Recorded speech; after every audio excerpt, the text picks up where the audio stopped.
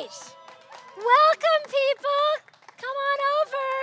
See, what's very, very sad is you in the back, you're going to be in the sun now because you waited too long. What's up? Okay, people, welcome. It is the 5th annual Champions of Equity Awards for Advancement Project California. Give it up. Okay, so I'm Allison Morgan. I'm your tour guide for the day.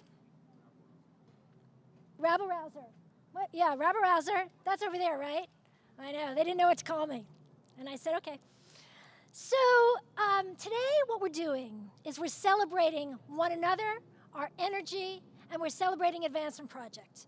Thank you all for being here, particularly those of you who have sponsored the event. We're not going to name you all, but we are going to give you a major round of applause. Thank you very much. So before we get started, just a little bit of housekeeping. The first thing is, if you have young children, we have 2 folks that are helping out doing some childcare. One of them is my daughter.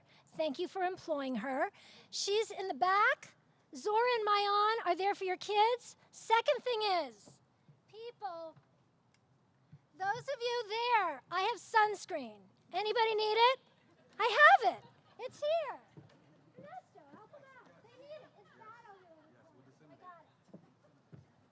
Okay, and the third thing is, I've lost this earring. I don't know how it happened. Very upset about it. Might be home. But if you find the earring, it's mine, okay? It's true. Okay, so it's silver and there's blue. This is the correct one. See it? This is the empty earlobe. Don't like it. All right, and one person that I also want to acknowledge that we had with us was City Attorney Mike Fewer. Please give him a warm welcome. Mike may have left. So the struggle for equity and opportunity for all has never been more in the forefront of all of our minds. Never. While I'm no longer staff at Advancement Project, I remain committed to addressing this struggle by changing the system, something that everyone here at Advancement Project has been doing for now nearly 20 years. These times demand that we come together with as much brains and heart and savvy as we possibly can. Gatherings like this not only raise the funding we need to do the work, but they remind us that this community, our community, is what fuels us, what energizes us, and what keeps us going in what are obviously extremely tough times. So, we're sort of all trying to figure out, what do we do? There is no one answer for this, and everybody is in this searching time. What can we do to be the most effective, to use our resources the best possible way, time and money for each of us? What can we do that is the best thing at this time? We also need very much to comfort each other and ourselves when we are faced with multiple battlegrounds that present in ways we could never have imagined. At Advancement Project, we have perhaps 4 mantras that are propelling us forward in these very tough times of resistance. The first, protect our people. It is the first and foremost of what we are about. The second, we are here to defend hard-won gains. We did not go lightly down the path before this happened, and we are here to defend them. We still must assert a progressive agenda, and for me, perhaps the most important issue is expanding our circle. This movement must expand. We have no hope without that expansion.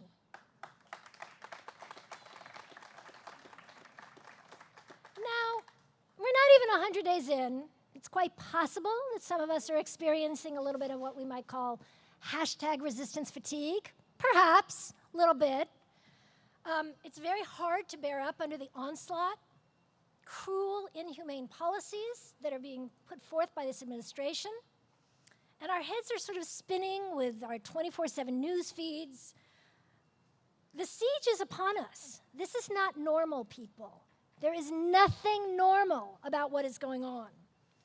So not only must we speak out, but this craziness should afford us, this community, the opportunity to bring new folks in. What does that really mean? I mean, a march is good, it's important, but it is just the first door in. It is not the end. It is a doorway in. So, what are we going to do to help those folks that need our mentoring, that need us to let them know that this is a long game? Victory is dependent on all of us being active throughout our lifetimes, and I mean every single one of us, which is a very hard thing to imagine when we're feeling just daily exhausted already. What we're saying for today is that we'd like this space, this beautiful place at the LA River Center, to be a place that you can renew yourself. You're surrounded by people who care every bit as much as you do. They're smart, they're committed, and they're all working as hard as they possibly can.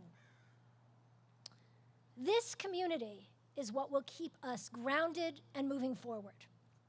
I personally have been enjoying some of the signage at the marches quite a lot. Hats are good. Did people see those little brain hats for the Science March yesterday?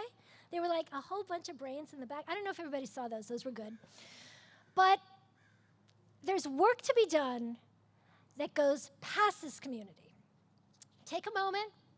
I want you to close your eyes, all right? There's something I'd like you guys to think about as this program goes on. You all had a first moment of activism, something that was perhaps what gave you this North Star of being in the movement, allowed you to say, this is going to be my work. And I want you to think about, there was a moment when you realized things were not just. Maybe somebody was being picked on and you said, this is not right, I'm going to stand up. You found a sense of purpose and it has guided your life. Okay, coming back to it later. Sit with this. And let's welcome John Kim, the Executive Director of Advancement Project California, to the stage. Come on up, John.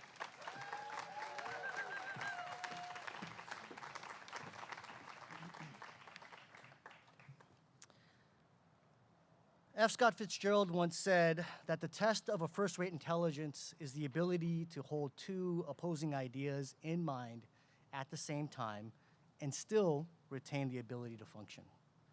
Whenever I think about the 1992 Los Angeles uprising and the intervening 25 years since then, this quote is what always comes to mind for me. Before the uprising, a few years before, I remember my father took me to visit one of his friends who had a liquor store in South Los Angeles. I remember this particular visit because my father's friend got into a very heated argument with a customer. There they were, my father's friend on one side, this customer on the other, a crowded countertop separating them with that plexiglass barrier, and they were both shouting at the top of their lungs. I don't recall the details of the argument, but I do remember the heat. I remember the heat of that summer afternoon. I remember how hot it was inside that store. I remember the heat of the words that they were lashing back and forth. I remember thinking about how far apart they were from one another. One was an immigrant store owner who had a hard time with English and a very thick accent. He studied business administration back in Korea and had big dreams for his life in LA. But there he was, stuck behind those counters day in and day out. The other, I had assumed, was a local resident. One who most likely was sick of being treated with disrespect and in his own neighborhood. And that particular argument, that particular fight was part of a larger fight against decades of everyday slights and generational racial oppression. At that moment, I thought about how different and far apart they were, but I also thought about how similar they were as well. Because in that moment, what I saw were two men that despite their best efforts, found that their dreams were deferred, found that they were unable to live into their full potential and be respected as human beings. I saw their differences and their similarities at the same time, and it was hard for me to resolve those two things and function as a child, to figure that out. Not soon after the visit, the murder of Latasha Harlings happened, the beating of Rodney King, and then it seemed like the world caught on fire. I remember worrying about how my father would get home that night, April 29th. He had a dry cleaners on Olympic Boulevard, and he called us from one of those big, huge, brick-sized cellular phones that they had back in those days. He had to kind of crank it up to make the phone call. And he says all the roads were blocked and that he had to figure out another route to get home that night. That's all we heard. Again, so many disparate thoughts were sort of floating through my head that was hard to resolve. How could Sunjadu take the life of that little girl? How was Koreatown left to burn as an expendable buffer community to save the more valued white neighborhoods just beyond? How could the Korean American community, my community, be at the same time the oppressor and the oppressed? It was also clear to me how much of the weight of these contradictions, of the injustices of our society, laid at the feet of the African American community. Yes, Korean Americans lost a lot in those 3 days, but many were eventually made whole. But the communities that remained in South LA, the Black and Latino communities, are still waiting for their full measure of justice. It wasn't until I became more politicized in college, as a young organizer, that some of these things start to click for me. Was I able to start to resolve some of these questions and be able to function? It also helps that I got to work with the first-rate intelligences of the people who founded the Advancement Project in California, Connie Rice, Molly Munger, and Steve English. They're in the crowd, so let's give them a heads up.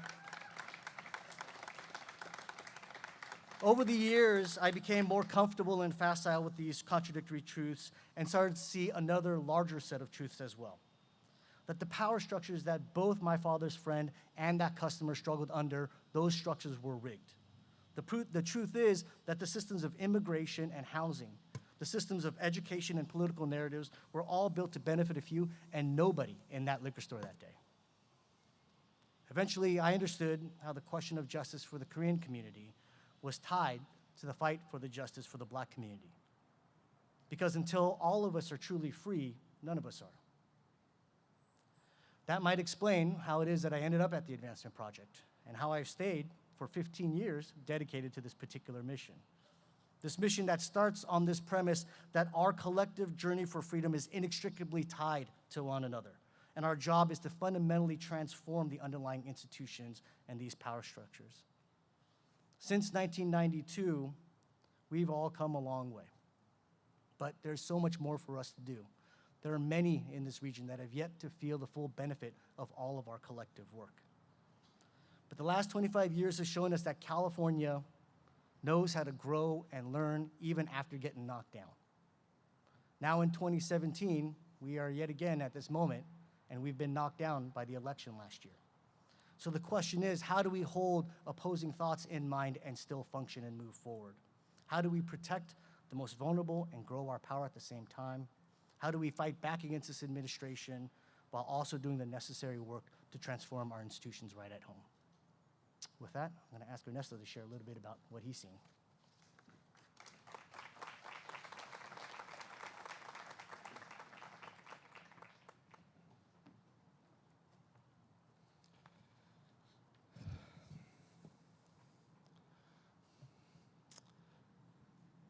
So I'm going to share a little bit about the 2016, evening of 2016 post-election, November 8th.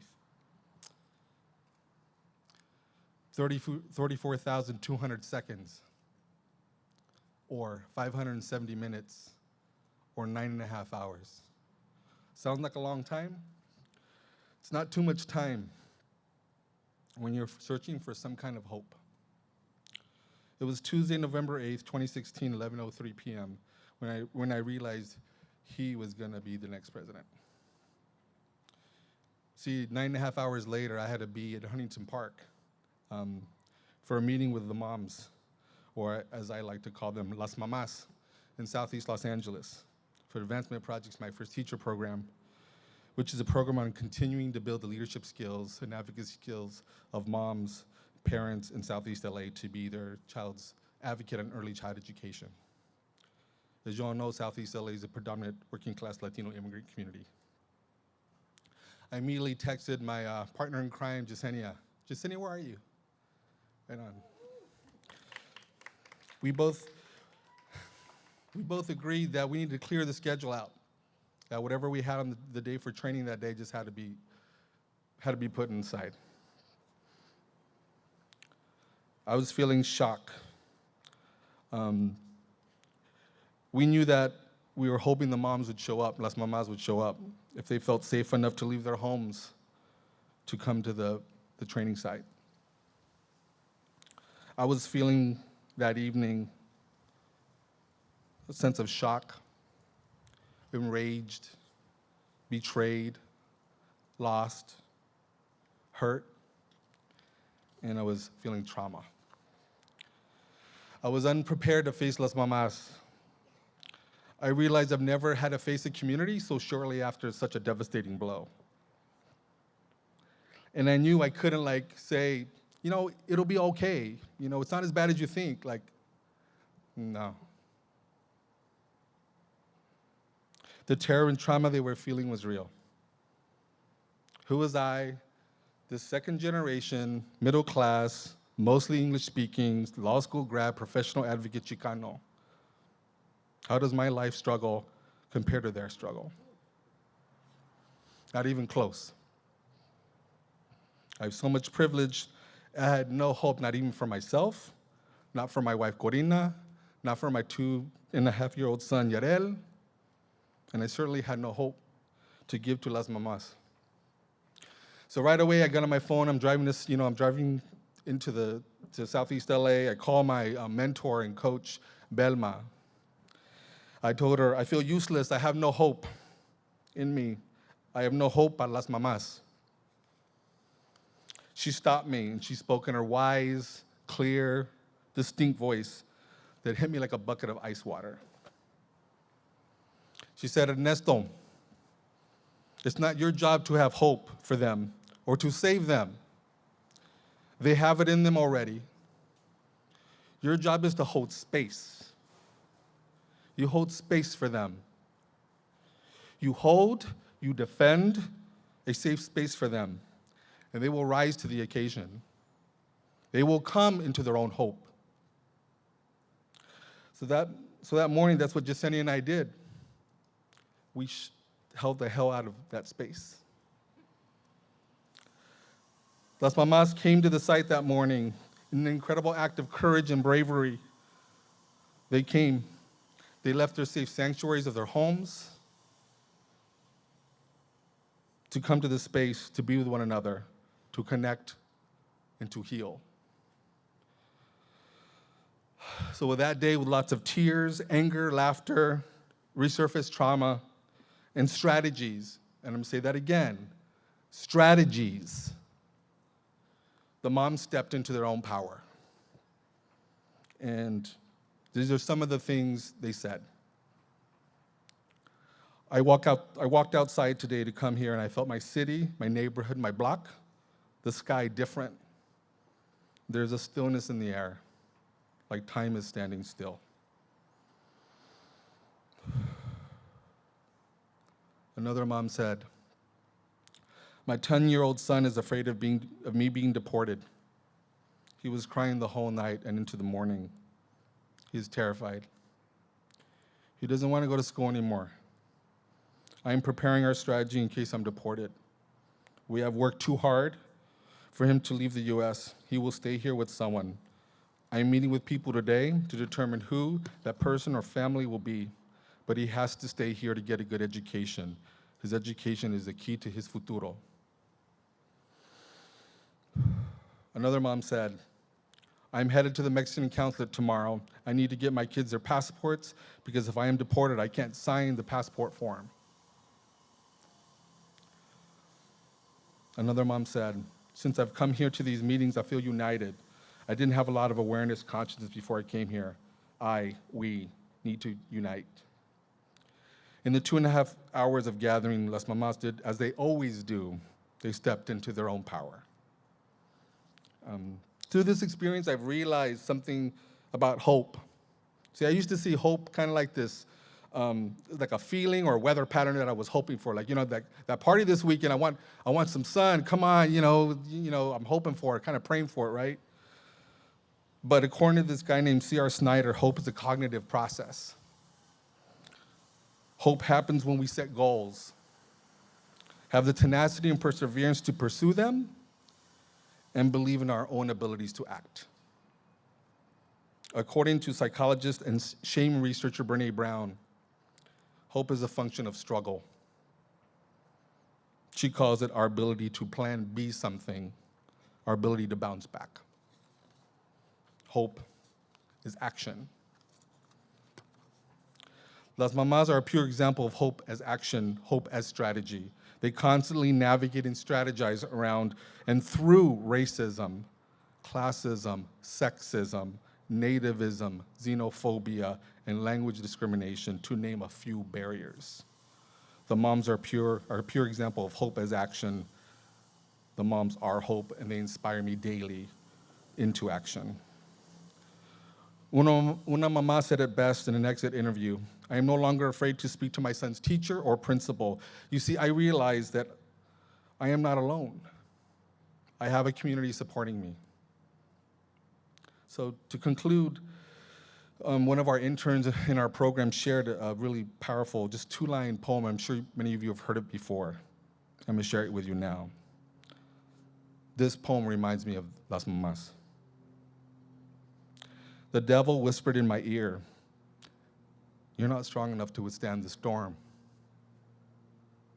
Today, I whispered in the devil's ear, "I am the storm."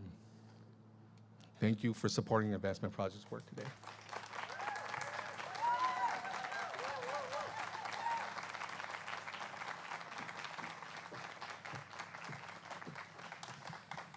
As we often talk about here, it's so important to listen to our community leaders. And I think we have some of my first teacher moms here. Is that true? Could people stand up, please? Let us have a chance to acknowledge you.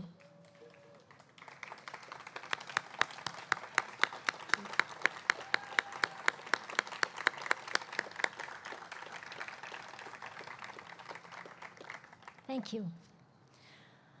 All right, we're going to move on to our first presentation of our first Champions of Equity Award. We'd like to welcome to the stage a civic and philanthropic leader on his own terms, Vice President, is that the right title? It's a title, it's a thing. California Community Foundation, Executive VP, Civic Leader John Kobara. Welcome.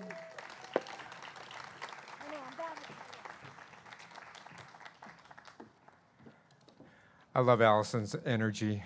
John, thank you. Ernesto, thank you for your words. Antonia Hernandez's husband, Michael Stern, the judge, called me on my way here in the car, and Antonia had just come back from Washington, D.C. and got a little food poisoning.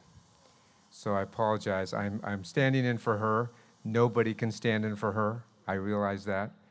But I'm honored to be here to present the award to Tom Unterman. This is a great day because the Advancement Project, Manuel Pastor, and Tom Unterman, it is a trifecta of excellence. And really is, let's clap for that. So, a couple of things. This is an important time in recognizing individuals that give of themselves selflessly to advance the work that we care about is really important. We've all had chairs of boards and volunteers and supporters around us that have done a lot of work, but when we really recognize people that go all in to the work. And I was so happy that Tom agreed to be honored because he could be honored by a lot of different people and organizations. And he chose to be honored by the Advancement Project, and it's fantastic because it's going to help us recognize him and advance the work. But I wanted to say, behind every great man is a great woman, and Janet Unterman is here, his wife, who supports him and everything that we do. Janet, thank you. Just a couple things about Tom, because you know a lot about Tom already. What we love about Tom at the California Community Foundation, he's our chair. He is generous with his time. He is somebody who it's not about him. It's about really the work and about advancing that work. He has a sense of humility that I think fits very well with the California Community Foundation, but underneath the hood is a relentless engine about what we have to do. He pushes hard. He pushes us all very hard. And one of the things that we have at the California Community Foundation is Tom and Antonia have a special relationship that makes things work even better. I've been in a lot of organizations, and you have too, where that relationship, the board chair and the executive director might not be everything that it should be, and things don't go as planned. But at the California Community Foundation, and I know at the Advancement Project, it's an accelerator to have leadership like Tom. My favorite quote, if I had a tattoo, I'd have this quote, but I don't have a tattoo. It's comfort the afflicted and afflict the comfortable. Comfort the afflicted and afflict the comfortable. I think that's what Tom does all day long. He thinks about the people that are afflicted, and he is afflicting the people that are comfortable. And that happens to be on the board, on the staff, people that we're raising money from, but we're making a difference as part of that process.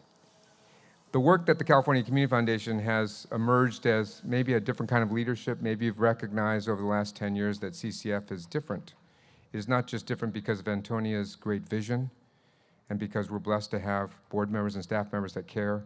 It's because we have board chairs that push us to that next realm. Tom Unterman is that kind of board chair. He's that kind of leader. He's that kind of contributor to this community. Tom, thank you very much for your leadership, what you have done, are doing, and will do. Thank you very much.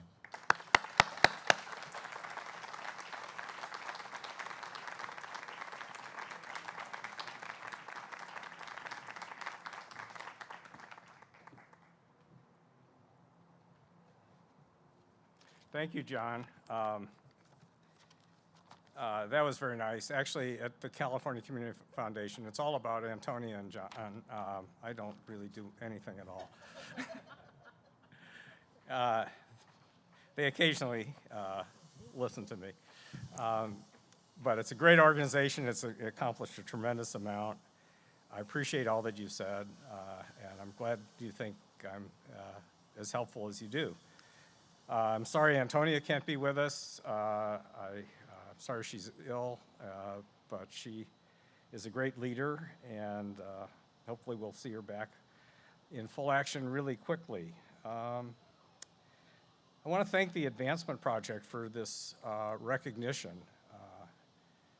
To be considered a partner on any level in the outstanding work that was started by Molly Munger and Steve English and Connie Rice, and now is being driven by John and his team.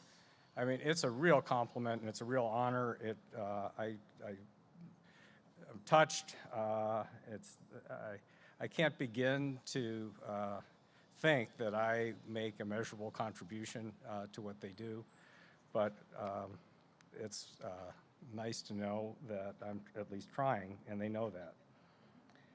I want to thank all my friends who came out. I'm really surprised at how many and the extent of it, and pleased. I really appreciate your supporting the Advancement Project, and I hope this event spurs your interest and you learn more about it and support it more.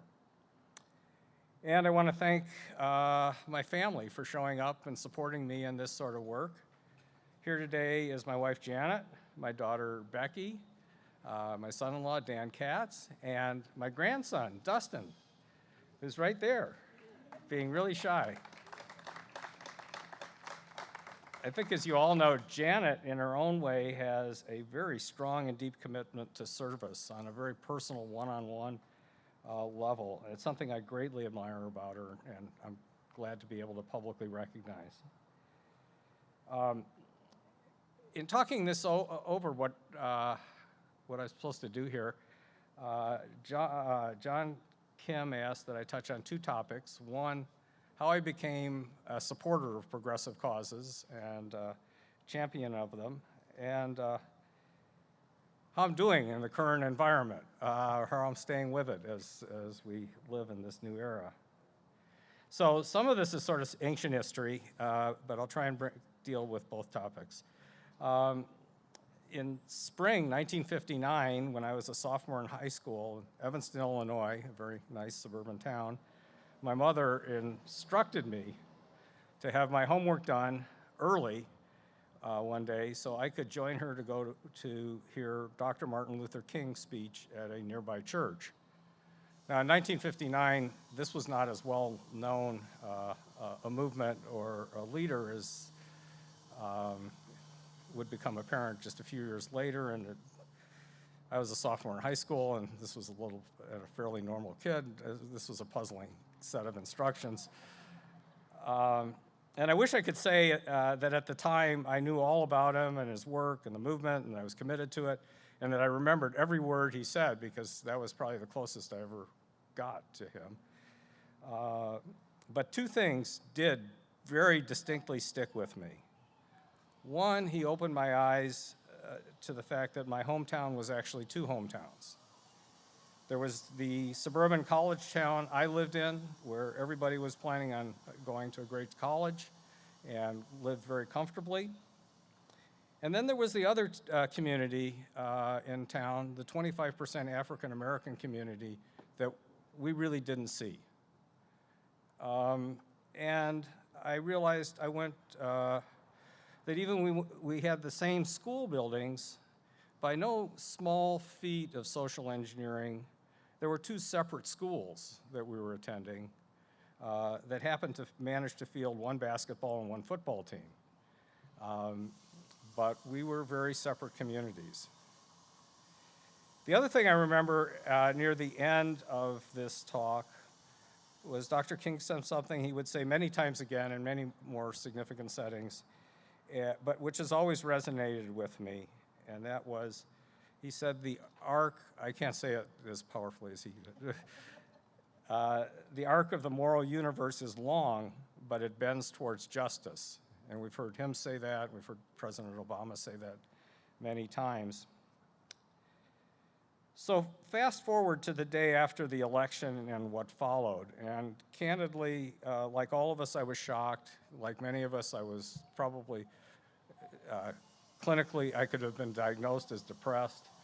I have great admiration for the team at AP and the team at California Community Foundation and Youth Policy Institute and other groups that I'm involved in, because they could show up for work the next day and keep going, because I don't think I could do that or could have done that, but they did. And I know I was probably driving Janet, my wife, crazy, because when we were driving around, I'd play Bob Dylan songs and Joan Baez songs and Pete Seeger songs and just try and find that old fire and magic and find the way to think, rekindle the hope and rekindle the ability to forcefully resist. And sometimes I would try and square the world that we were in with that very important phrase that Dr. King and President Obama had said so many times. And along the way in this process of trying to bring myself back into the world, I remembered that in college I had read about the inception of the metaphor in that passage. When I went to school, we had a chapel requirement. That's an interesting thing for a young Jewish man like me. But I satisfied it by studying the abolitionist ministers, and one of them was a man named Theodore Parker, who actually created this metaphor. And he wrote, as he was writing about the inevitability of the end of slavery, "I do not pretend to understand the moral universe. The arc is a long one. My eyes reach only a little ways. I cannot calculate the curve or complete the figure by experience of sight. I can divulge it by conscience, but from what I see, it bends towards justice."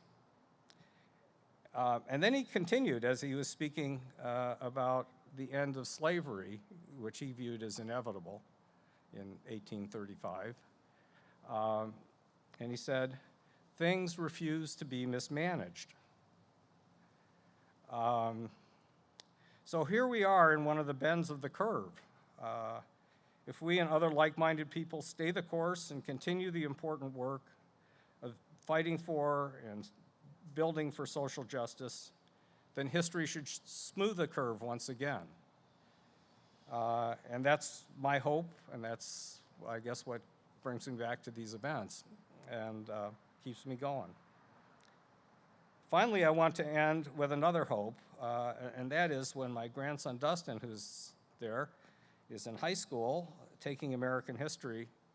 There's a unit that talks all about how we came together once again in a forceful, unified movement and ended the current mismanagement. Thank you all.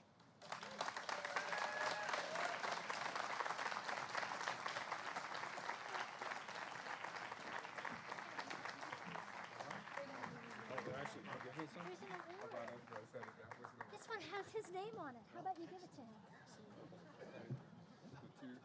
The Asian sandwich again.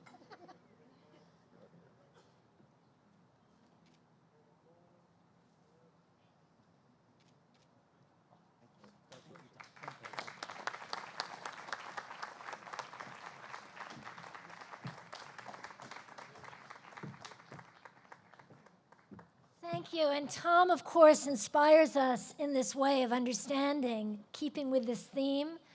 How'd you first know? So, microphone.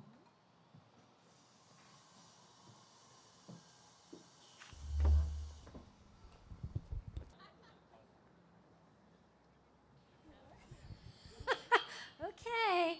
So, I was supposed to have, how about there? That's okay? All right, so I was supposed to have somebody that I talked to before I came into the audience, but of course I spaced on that. And what I want to do is find out now, it'd be easy if I did you, perhaps. But what I want to think about is, do you know what was that first moment for you? Now, here's the deal, people. If you can do this in 30 seconds, it's going to make everybody much happier because then we have enough time for people, a couple of different people to let us know.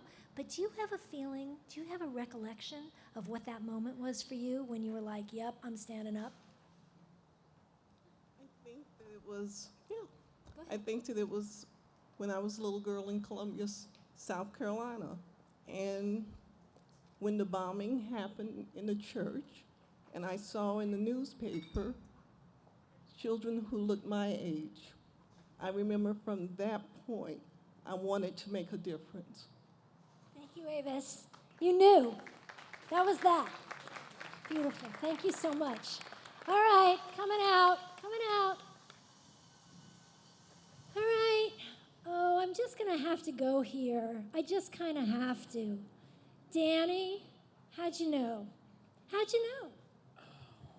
Well, I was an activist in high school, thinking about the world, and then there was the struggle over nuclear disarmament and the no nukes movement. And I thought, this is it. This is the future of the world. Nothing else matters. That's right. Thanks, Danny. Okay, now I'm going to just switch it up for a moment. What is it that keeps you active? Because it's pretty tough times right now. And something's got to be saying to you, I'm in it. I'm not going anywhere. This is still what I'm about. Either one of you? See, if somebody raises their hand, then you're off the hook. Who wants to tell me? What keeps you in it? Oh, come on. One of you, yes, you know what keeps you in it. Let's go. Who are you? I don't even know. Is it that? Come on, Zach. What keeps you in it? That's a great question. What keeps me in it? I'm vamping because I'm thinking, right? No, I think it's very interesting because, you know, the young lady here that said about the historic moments sort of that kept her, that woke her up, right, on some level. I think a lot of it has to do with sort of personal experience, right? I think for me personally, a lot of what keeps me in is just who I am as a person. There's a lot of experience that I have every day that keeps me reminded of there are issues that are going on, right? So I think when you're able to kind of think about your personal sort of situation and the advantages that you have even in your current situation and how other people don't have that, that for me personally is what keeps me sort of involved. Like everyone doesn't have this opportunity to kind of articulate the way that I can or relate to someone else who doesn't have the same sort of platform that I do. So if they don't have that and they're experiencing these things, oh my God, what must their life be like? So for me personally, that's what keeps me sort of involved and engaged is thinking about everyone doesn't have the opportunities that I do. So I have to stay engaged. Thank you so very much. All right. Okay, thank you. I will come back to some of you. But actually, what we can do is after this is all over, the step and repeat, we're going to actually film some of this stuff for posterity because, of course, it's so very important how you came to it and why you're staying with it, and we want to share that. So go over to the step and repeat when this is over. Come back. We can hear your stories. We're going to do our second presentation. We've got one more Champions of Equity Award, and we actually have 2 presenters for the awardee, I think, something like that. So the first thing is you're going to see a little film by the ever-righteous Congresswoman Karen Bass. Let's look at that first. Congratulations, Manuel. I was so excited to hear that you were selected as a champion for equity. I can't think of an award that makes more sense, that is so perfect for somebody that's also known as the People's Professor. You know, your work that you've done over the years, providing the research, providing the data for all folks that are active in various communities around the town has just been an extremely important contribution to the movement for social and economic justice. I'm sorry I can't be there with you this evening, but I know that you will be celebrated, you know, throughout the evening, and I just want to congratulate you for being a champion for equity, and I look forward to the next occasion when we get together as a team, when we do the Black-Brown events to help folks understand that there's a lot more unity and cooperation in our city than is often acknowledged. Congratulations, Dr. Pastor. Thank you, Karen. So actually presenting the award is going to be Benjamin Torres, who is the president and CEO of CD Tech. CD Tech works in low-income areas of LA to achieve community and economic development that empowers residents. Benny also works side by side with Denise Fairchild, the wonderful Denise, to build CD Tech into a powerful force. You're also a teacher at LA Trade Tech, and he spent his entire career in pursuit of economic and social justice. Welcome, Benny. How's everybody doing? Doing good? Say it again. How's everybody doing?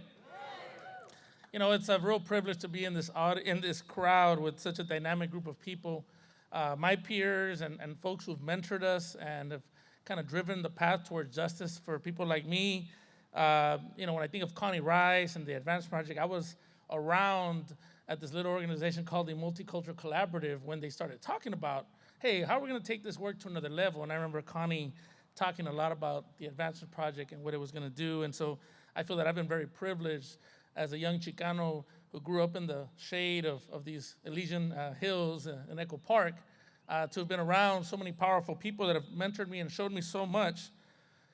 And as somebody mentioned earlier, you know, we are in a critical time, but I know it was kind of reaffirming to me that we've always known how to be resilient people, people of color, people that are committed to social justice, people who've been advocates for change, because we've had Nixon, we've had Reagan, we've had the Bushes, right? Reagan is where I got my politics in the 1980s. Where I learned what it meant to be a Chicano, what it meant to struggle for social justice and economic justice. And so for me, I always say that we've seen the tough parts, the ugliness, the anti-democratization movement, the challenges to our most vulnerable people. And so, but we've always fought hard and we've always been resilient. And it's in that spirit that I feel very honored to be here and recognize someone who I consider to be the champion, one of the champions for equitable justice and change in Dr. Manuel Pastor, because he teaches us so much. He offers so much and he uplifts the work that we do. And there's 3 reasons why I want to speak about him, but and why I think he's so deserving of this award. But first I'll say is that, and the reason why he's so important and all of the Advancement Project California's work is so important right now is because we were most recently speaking to a police captain in South Los Angeles. I won't mention the division or the name because, as you know, some of them jump around, so he's not even there anymore. But I will say that we were talking about what was going on in South LA and the displacement issues and the mental health issues and the homelessness population, and how it was the 9th Council District was one of the most growing homeless populations in the area. And we realized that there was a lot of folks who were being pushed out of their ability to afford to pay their rent and their homes. And the captain said to me, well, Benny, it's good that you guys have built a very strong infrastructure since 1992. I mean, there's a lot of organizations out there that do social justice work in South LA. He goes, because for me, it's important that you build a safety net of information. And I said, well, what do you mean by that, Captain? And he goes, well, see, to me, it's not about if there will be another riots. It's when there will be another riots. And when the police captain of a division in LAPD is telling me that, it's because he himself sees that the conditions that led to the 92 civil unrest have not changed dramatically in many parts of our communities across the Los Angeles. And that really brought a point to me that says, well, we have to double down our work. And so one of the things that we've been doing and working collectively in South Los Angeles, so we have over 25 organizations from South Los Angeles working on building a vision to move us beyond the 1992 civil unrest and actually what we need to do to address those conditions that we're seeing. And Dr. Pastor's work is crucial to that happening. He is the person who gives us the kind of framework and the vision to line up our action, our work, our strategies with this piece. I remember after the election, I texted Dr. Pastor when the Florida numbers came out, and I said, Dr. Pastor, I think we're in trouble, man. And he goes, you know what? We've seen this before. We will organize and we will beat this. And 2 weeks later, we were in a room with a lot of advocates, funders, policymakers, change agents, and they were already talking about strategies to change these conditions and fight back. So that's the kind of person he is, and that he's a solution-oriented person who doesn't panic, but understands the need to work collectively in an inclusive manner at multiple sectors to bring our ideas together, and so he facilitated that process. 3 things why I think he's critical for this award and why he's justified for this award. 1, he's a public intellectual. And I say that with a lot of honor and distinction to say he's committed to the field that he writes about. He's committed to the field that he develops knowledge in. And he's committed in developing strategies alongside advocates in the community to make sure that we see transformation happen in the work that he does. He takes complicated notions of economics and makes them so that we can understand and we can explain them in ways that people can connect to. And he also takes our street action and lifts it up like nobody else in academia. He gives us the validation, the credibility that many times foundations fail to see. But with his words and his language, he uplifts our work in a way that makes us feel very powerful and allows us to really have the kind of investment that it needs to make a long-term transformative efforts in our community. Second thing I'll say is he's a great mentor to so many. There's so many people in this audience who I think about the relationships they have with Manuel, either work in his institutes or you've worked alongside him. He's on my board, and he's always made time for me. He's always made time to sit down, talk about what I'm thinking about, not only in terms of the conditions in the community or the work of CD Tech, but also in terms of my own development and what I need to do to grow as an individual. So he's a tremendous mentor to me and so many, and he's principled about the way he does that. You know, he's also very committed to multiracial community organizing. In times where separation and division is the kind of the rule of the day, he fights to make sure that we have inclusivity and that black and brown folks and other people of color are at the table when talking about how to change conditions in the community. And the last thing I'll say, because I know that I've got the red card, is he's the coolest academic I know, right? Is Manuel not cool? He talks a lot about the voice challenges he has. I think it's just part of his charm, man. When he gets on the mic, you know, he controls and facilitates, I'd say better than Oprah. And how many intellectuals do you know that tweet out Kendrick Lamar lyrics? Or to talk about why you should go pick up the damn Kendrick Lamar album because it's the hottest thing? How many intellectuals do you know that'll sit on a panel and recite street poetry as part of his presentation? Not too many like that. It is the kind of distinction of what it makes him who he is. I think that if he was a little younger, or maybe back in the Public Enemy days, I think Dr. Pastor would have been a hip-hop artist. Because I think he's a lyricist, man. The way he takes concepts and lays them out, makes them very real for people, is just part of what makes him a unique individual and someone who's so distinguished, but yet so humble and committed to do this work alongside of us in the community, which is the most unique thing that I think he represents. So with that said, this award recognizes Dr. Manuel Pastor for his commitment to ignite social and economic transformation through community-centered research, strategy development, and educating the next generation of community change organizers, advocates, intellectuals, and even politicians. So with that, on behalf of the Advancement Project California, I'm proud to present the Champion for Equity Award to Dr. Manuel Pastor.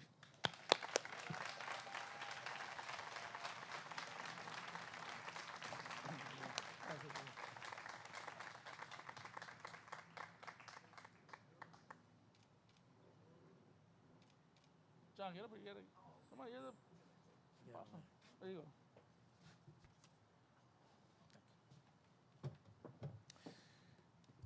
Great. I want to thank Benny for that introduction.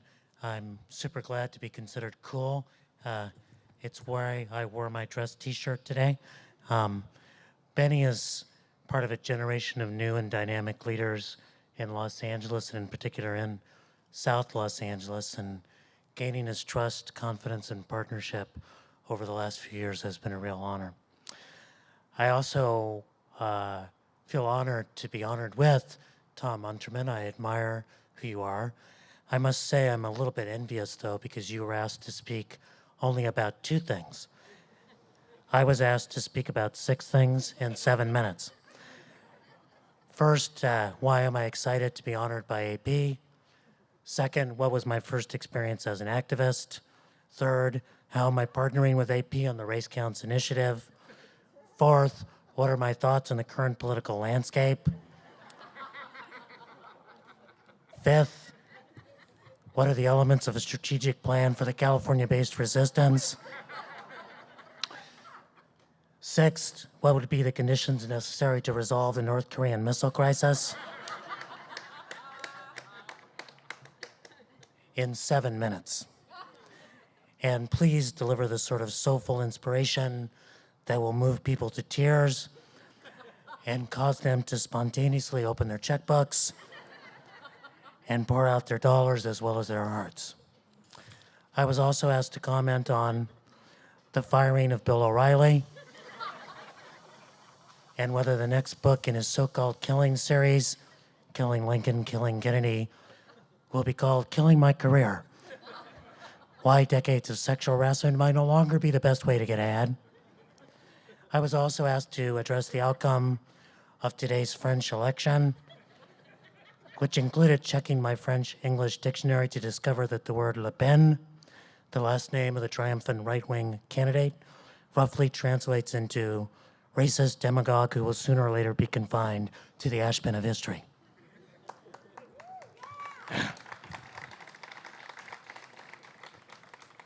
Really, Google it, it's true. All of this in 7 minutes. So let me give a try, starting with why I agreed to be honored. Here's the main reason, and it may not be what you think. It wasn't AP's social justice mission, although I agree with that wholeheartedly. It wasn't AP's pioneering leadership, although I would admire any organization founded by Connie Rice, Molly Munger, and Stephen English. It was the pitch by John Kim. He said the research staff had been rooting for me because they wanted to demonstrate some nerd-to-nerd solidarity. Because while this is about being a champion for equity, it's also about being a champion for facts.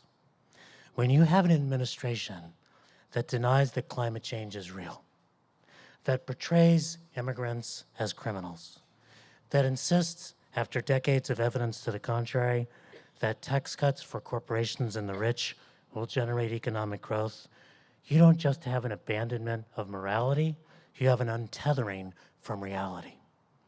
That is why the work of AP, getting out data, designing good policy, and communicating truthfully what works, is more crucial than ever. But AP has embodied something that I learned in my earliest days as an academic activist. While research is important, at the end of the day, it is power and organizing that really move policy. I cut my teeth in the role of a public intellectual or an academic activist when in the mid-1980s, yes, I'm that old, I was asked by community-based organizations fighting for an increase in the state minimum wage to write a short paper for the commission that would be setting the rate. We won, and for the briefest of moments, I wondered whether it was because of my totally excellent, paradigmically pioneering, Nobel Prize-worthy empirical research on the minimum wage.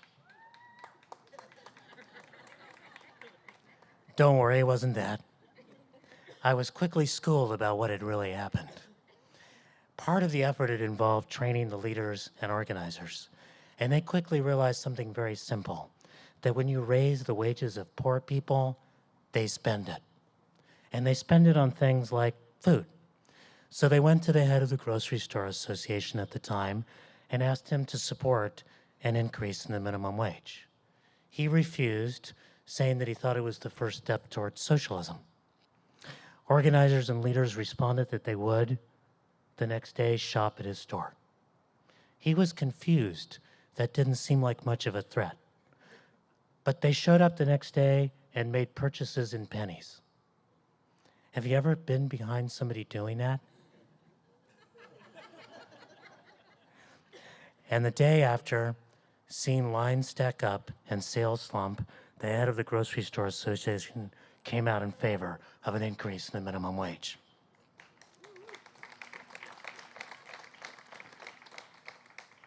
Over the next 2 years, working people gained $4 billion in new income, and I gained 3 new understandings. First, I realized these organizers are smart, and hanging out with them was far more interesting than attending a faculty meeting, at which the passions were so intense precisely because the stakes were so small. However, second thing I realized was that however persuasive we might believe our analysis to be, plenty of bad ideas become policy and plenty of good ideas do not, unless they're connected with community-based organizations that can actually move power and policy. The third thing I realized is that if you understand that and truly see your role, not as the champion for equity, which by the way is a thing if you really believe it about yourself, we say in Spanish that what that means is se cree muy, that the person believes themselves to be very conceited, right? You just learned a little Spanish today, that'll be good for you. That it's not about being the champion for equity, it's about being part of an ecosystem for equity. And that if you realize that with humility, you can find a life of meaning at the intersection of activism and the academy. And it's from that starting point that I eventually teamed up with Lane on issues of economic justice, with Chirla on the roadblocks to immigrant integration, with Communities for a Better Environment on the challenges of environmental justice, with CD Tech and others on the risks of gentrification, and of course, with the Advancement Project.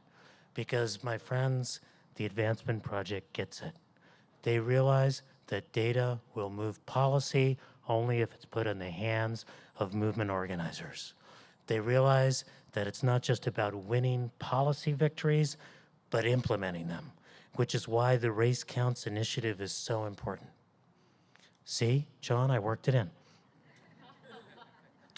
And they realize that when you reach critical turning points, the police brutality and economic desperation that produced the LA civil unrest 25 years ago, the economic anxiety and xenophobic cruelty that's fueled the Trump phenomena today, that it is true that the moral arc of the universe tends toward justice, but someone's got to fucking step up and bend that motherfucker.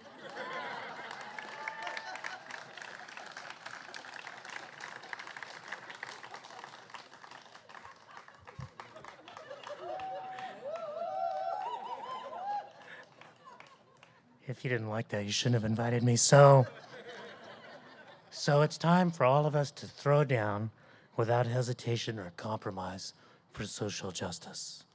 And I want to thank my staff at USC, a few of whom are here today, because they throw down every day with cutting edge data and a precision and rigor that ensures that we are always right, even as we always push left. And I want to thank the organizers at Movement Builders of LA and California that have thrown down for years to make us a state where the minimum wage is rising, immigrant rights are expanding, and the incarceration rates are finally declining. And I especially want to thank my wife, Betsy Hamilton, who's here. She's right there. Raise your hand. Because she's thrown down in another way. She's stuck with me through my passion and, yes, overwork in the service of social movements. We recently celebrated the 39th anniversary of our first date.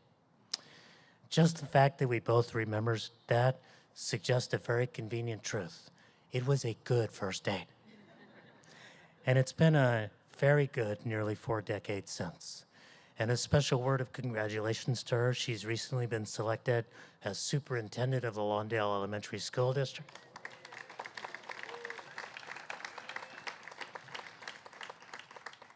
Which, if you know these jobs, means that this may be the very last time over the next decade that we do see each other. So, finally, to the staff of the AP that pushed for me to get this award, a special thanks. I got you, nerd family, and an admonition.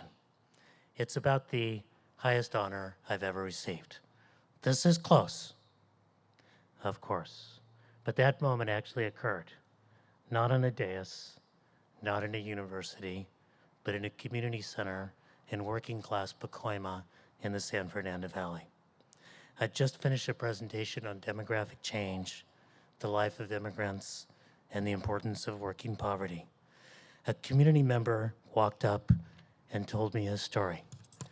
Like my dad, he'd been undocumented, struggled in low-wage jobs, and was just now getting his economic and civic footing. Concluding, he said, with voice firm but eyes glistening, I saw myself in your data. There's no higher honor than that. Every time we give voice and an empirical scaffold to that lived experience, every time someone sees themselves in the work and feels empowered to make change, that's the reward. That's the way in which we in the research world can be champions for equity. So enjoy the afternoon, friends, and especially fellow researchers. But don't drink too much. There's regressions to run and revolutions to win. And beware, Mr. President, the will of the people and the revenge of the nerds is coming your way, and it is a fearsome thing. Thank you.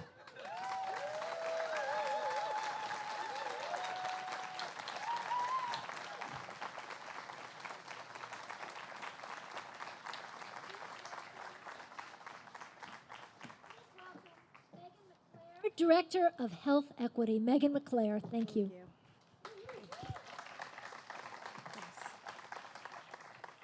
Manuel, we appreciate you and USC peers for being so instrumental to the Race Counts initiative, which will result in the first ever Racial Equity Index for California to be unveiled later this year. But for years, you have developed the intellectual framework and the evidence-based rationale for prioritizing equity, and we are so grateful to have your contributions to build upon.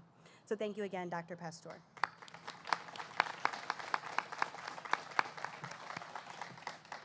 My name is Megan McClare. I'm the Director of Health Equity at Advancement Project California, and I have the great honor of reintroducing our Executive Director, John Kim. What attracted me most to Advancement Project was the opportunity to work under John's leadership. I came to LA almost 2 years ago from Boston because I believed in John's vision. We share a vision. We believe that our public institutions have the capacity and duty to do best by people of color. I appreciate his passion for racial justice and his deep understanding that it requires deploying actionable research, building deep partnerships with the community, and connecting community leaders to people in the halls of power to get the job done. John has been my guide to understanding a very different political landscape in California. He's introduced me to the unique approach Advancement Project undertakes to help make real progress for communities impacted by racial and economic injustice. He continues to impress me in the way that he upholds the vision of this organization and his unrelenting focus to reinvent systems that don't serve us. John keeps equity at the center and pushes me to think through policy approaches that don't succumb to the polarizing political environment, but are driven to truly change the conditions of low-income communities. He reminds me that our success is not measured by the number of reports that we produce, but in the way that those reports are useful to the partners that are mobilizing those efforts on the ground.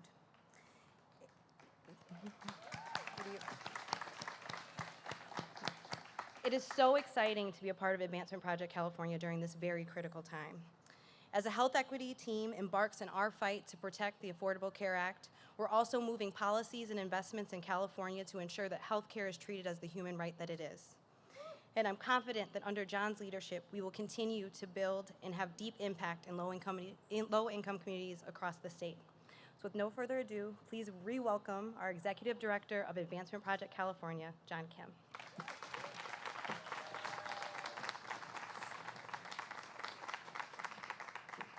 All right, we're getting there. We are getting there. Okay, so thank you again for coming out to celebrate the Advancement Project California and to honor our two honorees. Again, one more round of applause for Manuel Pastor and Tom Unterman. Thank you so much.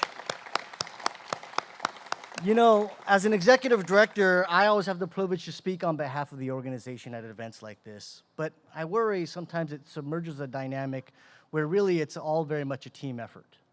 An event like this, if I was in control by myself, you all would be sitting on the floor, there would be a few grilled cheese sandwiches somewhere, and maybe 1 six-pack of beer for you to all share. But luckily, I'm not here doing this on my own. We have the entire Advancement Project staff really kicking in, not only for this event, but all of the work that we do. So can we give a round of applause for the Advancement Project staff, please? So at the beginning of this administration, with the inauguration and the first round of executive orders, the president was sending the American people a very clear message. The message wasn't a reflective homily on American unity and how it was time for us to now all come together. It wasn't a message about how he was ready to govern on behalf of all of us. His message was more akin to The Godfather in terms of fish wrapped in newspaper. The current administration's game plan is very clear: to stoke a national mood of despair, scarcity, and anxiety, point the finger at a few ready-made scapegoats, and unleash only the most aggressive and punitive arms of the federal government while starving all of the rest. This playbook, like a script from an old reality TV show, is all to make this president look very good, very strong, very effective. All the while hoping that no one will notice that there is no true leadership behind the curtain. No substantive policy, no substantive progress for the average American. And hopefully no one will notice that it's he and his buddies that are making out like bandits. We've seen this game before. We actually can see right through it. But unfortunately, this game is sowing real fear and real hurt in many communities on the ground right here in our backyard. Now, since the election, much has been said about this notion of California as the leader of the resistance to this administration's rhetoric and to its policies. This idea, when I hear it, fills me with hope and excitement, but it also fills me with some amount of anxiety. First, why I believe this is a good idea for us. We have the size and the politics for it. 6th largest economy in the world. We are a net contributor to the federal government, meaning that we send more of our tax dollars to DC than we get back in terms of our state programs and supported by the federal government. And yes, we are a solidly blue state. All of our state-level electeds and our legislative leaders are all itching for a fight with this White House. We also have a track record for this kind of vote. California has long been seen as a bellwether for the rest of the nation in terms of how we tackle our most intractable problems, how we move our demographics, and how our technological innovations change how we do everything. California has been that mighty left coast tugboat pulling the rest of the country into the future. The last reason why I think we're suited for this kind of leadership is that we've seen this moment before, and we've talked about this. If you recall, for many years, California was roiling with our own brand of testosterone-driven, aggressively hateful, and fear-based politics, culminating in the 1990s with a series of anti-immigrant and anti-progress propositions like 187, 209, 227, and Proposition 21. All of them passed here in California. Because of this, we saw the fear in the eyes of our immigrant communities. We saw the over-criminalization of our youth, particularly our youth of color, and we saw the pillaging of our economy on behalf of the few. We also saw the inevitable collisions and disintegration of our civic society that comes from this type of politics. So many leaders here in this crowd took to the true challenge of running a pluralistic democracy, where complexity and collaboration are par for the course, where we've taken on the hard work to truly care for the neediest of our residents, but also build out new social compacts so we can all live and thrive together. But sitting right behind all those good reasons why we should take this level of leadership are some perils that I think we need to be very real about. One danger is that we can get carried away about where California truly is at this moment for all of our residents, particularly for our low-income communities of color. Yeah, we are a solidly blue state, but we are far from being a blue paradise. There are so many communities and families that have yet to feel the full benefit of this progress and innovation. And when you position yourself as the model in which the rest of the nation should follow, sometimes it's not so popular to call out the things that we still need to fix right here in our home. Another real danger that we have in picking this fight with the administration is that we can lock ourselves into an all-encompassing binary with that administration, constantly just reacting and defending. And if we're not careful, we can fall into that swirl of anxiety and scarcity thinking that put a halt to all of our progress. And that just won't do, not at a moment like this. Because when we look back at our movement's biggest wins, when we see the greatest leaps forward, they all come from a place of creativity and hope and vision. They come from a place where people knew that they were standing on the shores of real progress, and we reached for the next and for the better. Now, let me be clear. So even with these perils of California as leading the resistance, for me, I say we do it. The administration represents an existential threat to all of the progress we've made over the past 25 years. There are too many families and communities that are in the crosshairs of this administration for us not to step up at this particular moment. But we just have to build our capacity to walk and chew gum at the same time. Yes, let's get on the front lines of this battle, but let's not forget of the lessons of the 90s, that when you're leaving some communities behind, it means that we're all stuck in the past. We need to hold up California as a model because we're truthful and rigorous about all the things that we need to still fix here. And we need to be bold. We need to push forward and lift all of us along with us. Looking around, what I'm most inspired by are normal, everyday people. People who have the most to lose are the ones that are standing tall at this particular moment. How in the midst of chaos and fear and hate, they're standing tall, unapologetic, and unafraid. From the dreamers that refuse to be quiet, to those who stay ever vigilant about the constant threat of police violence in the Black community, to the mothers and fathers that Ernesto talked about, who are showing up, even though they may lose their kids, gonna fight to their very last day to make sure they have everything that they need. They are standing tall. To the transgender community, pushing us to make sure we get all of our pronouns right. To the Muslim American community, reminding us that America's greatness comes from an ever-expanding vision of who we are and not a contracting one. They are standing tall. And they call on all of us to be bold as well at this moment. They call on all of us to stand with them. So I say, let's do it. I say we live into our size, we live into our values, and we do what we do best. We be creative and innovative at this particular moment. Let's fight to hold the line on ACA, but let's not be afraid to call out where it needs to be fixed to truly improve access and not just coverage. If they blow up the tax system in DC to again benefit the few, let's find new ways to hold some of those tax dollars right here in California to fix our schools, our neighborhoods, and prepare our economy for the next 100 years. And as they seek to undermine our progress around schools and public safety, let's build up new systems of equity and accountability so that those most critical institutions work for all of us. In many years, I think that we'll look back and see that this is how Advancement Project California is going to roll. We will distill our thinking to focus on our core mission, which is to develop and uplift a powerful, progressive, multiracial vision for this state.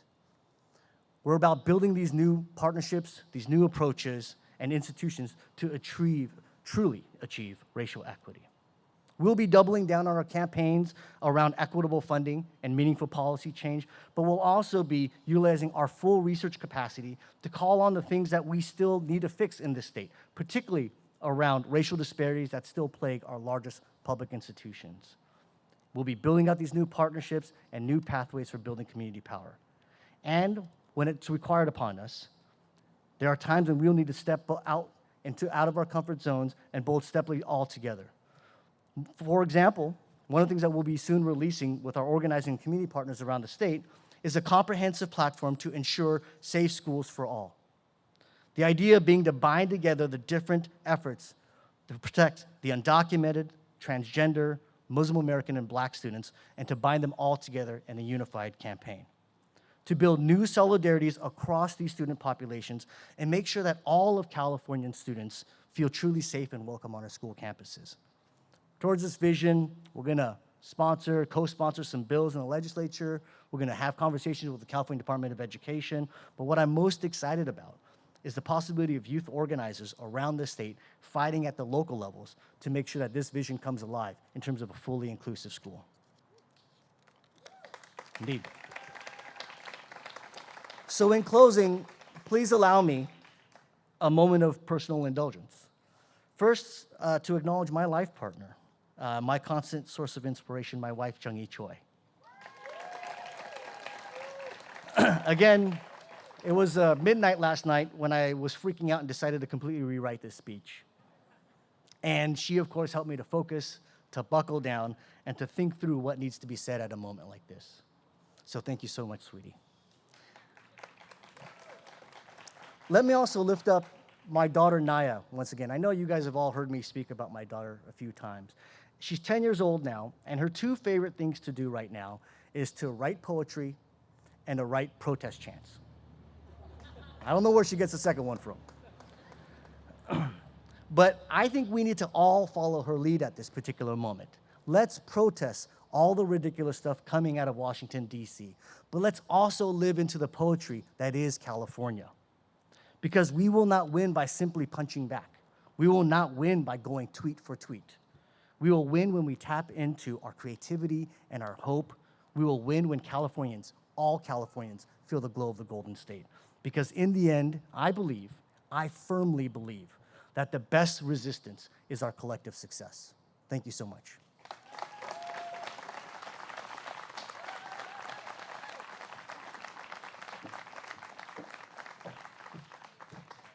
All right, thank you, John. So yes, I am all that stands between you now and getting that coffee and dessert. So let me tell you what I gotta tell you.